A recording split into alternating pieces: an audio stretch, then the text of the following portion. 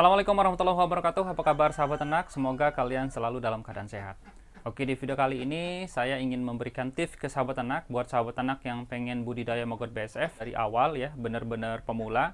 Gimana cara memulainya, dari pasti apa, dan bagaimana cara mendapatkan bibitnya. Tapi sebelum itu, buat sahabat ternak yang belum subscribe channel Hasan BSF, di subscribe terlebih dahulu supaya channel ini makin berkembang dan banyak memberikan manfaat buat kalian semua. Oke sahabat ternak, jadi yang pertama buat sahabat ternak yang pengen mulai budidaya BSF ya, ini dari nol sekali. Kalian belum punya pengalaman juga, sahabat ternak memang belum pernah mencoba sama sekali, dan ini baru pertama pengen mencoba budidaya maggot BSF.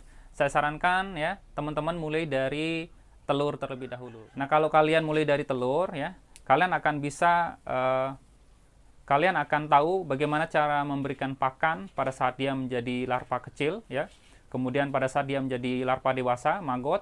Kemudian kalian akan tahu juga bagaimana cara kalian memperlakukan dia pada saat dia menjadi prepupa, pupa, dan dia akan menjadi lalat. Kalau kalian sudah berhasil dari telur ke pupa ya, sampai ke pupa atau bahkan sampai ke lalatnya, itu artinya kalian sudah berhasil budidaya maggot BSF. Yang tinggal kalian lakukan adalah kalian tinggal ulang kembali fasenya seperti yang kalian lakukan ya. Ulang kembali dan ulang kembali hingga menjadi lebih banyak dari yang kalian beli. Yang kedua yang kita dapatkan kalau kita mulai budidaya maggot BSF dari telur ini ya, kita juga memiliki waktu yang panjang untuk mempersiapkan keperluan-keperluan kita yang lain, kebutuhan-kebutuhan kita yang lain, atau media-media yang dibutuhkan untuk budidaya selanjutnya. Misalkan untuk larva dewasa kita menyiapkan biopon untuk pembesaran, jadi kita masih punya waktu sekitar 2 minggu untuk mempersiapkan biopon itu. Kemudian untuk mempersiapkan biopon migrasinya juga kita masih punya waktu sekitar 2 minggu untuk mempersiapkan biopon migrasi. Nah, untuk mempersiapkan kandangnya kita punya waktu sekitar 4 minggu untuk mempersiapkan kandangnya. Jadi ada waktu yang panjang untuk mempersiapkan media-media yang lainnya, baik itu media pancingannya nanti di dalam kandang, media tempat bertelur di dalam kandang. Jadi kita punya banyak waktu untuk mempersiapkan media-media lainnya kalau kita mulai dari telur. Nah, yang menjadi pertanyaan sekarang, bagaimana cara kita mendapatkan bibitnya? Oke, jadi sahabat ternak, cara mendapatkan bibitnya ini ada dua.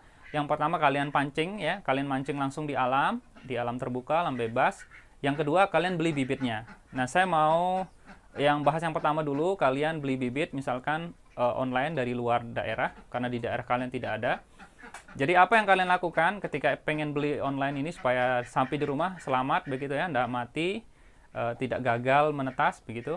Jadi yang pertama kalian lakukan adalah kalau kalian ingin membeli telur dari luar daerah, kalau kalian beli bibit dari luar daerah, tanyakan itu sehari itu dia bisa panen berapa untuk telurnya.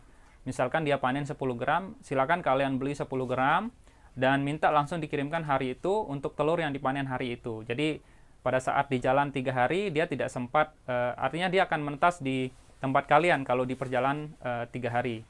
Kalau di perjalanan dia misalkan dia sudah menetas, minta packing yang bagus supaya nanti pada saat dia menetas di jalan dia masih bisa bertahan sampai di tempat kalian.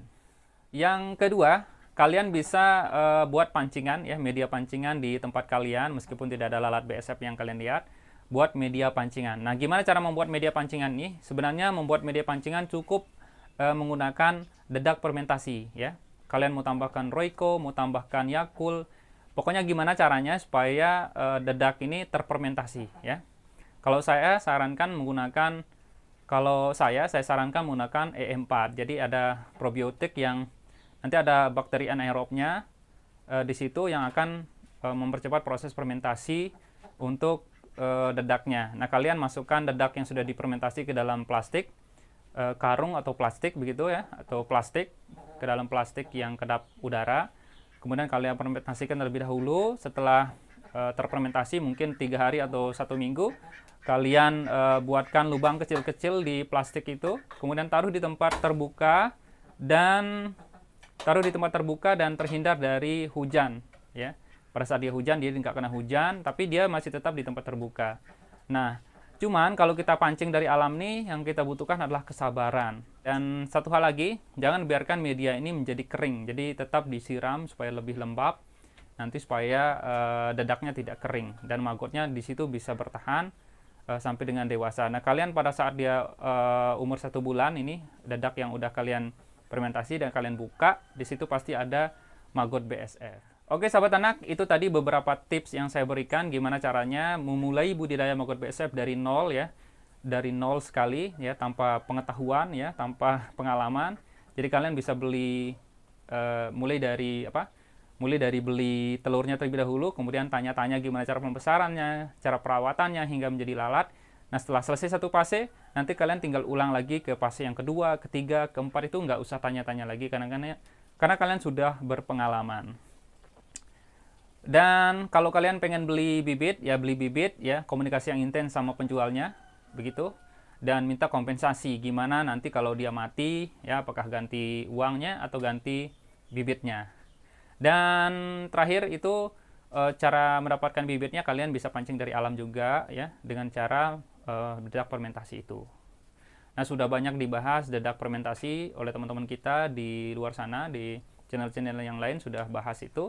Kalian tinggal tiru aja di situ. Oke sahabat anak, terima kasih. Itu aja yang bisa saya sampaikan. Kurang lebihnya saya mohon maaf. Dan terima kasih sudah menonton hingga akhir. Wassalamualaikum warahmatullahi wabarakatuh.